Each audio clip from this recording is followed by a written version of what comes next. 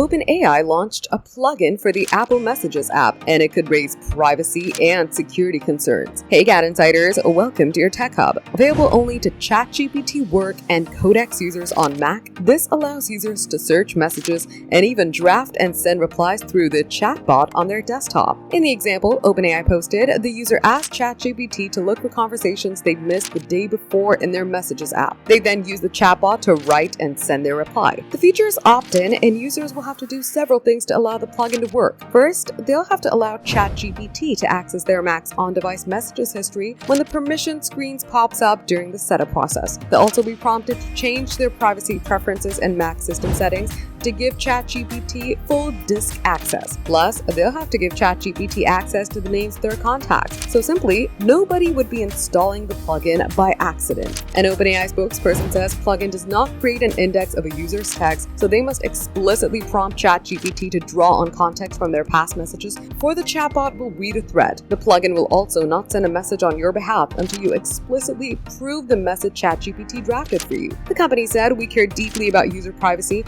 and the plugin designed to be transparent and keep users in control of their messages data." It's not clear if OpenAI worked with Apple to develop the plugin, but Apple has a history of cutting off third parties' access to its services if they didn't get permission. Plus, Apple and OpenAI aren't quite on the best terms, as Apple sued OpenAI, accusing it of trade secret theft, claiming OpenAI specifically hired its employees for the purpose of obtaining confidential company information. For more updates, subscribe to GadInsider, like and share the video, and don't forget to press the bell icon so you never miss any update.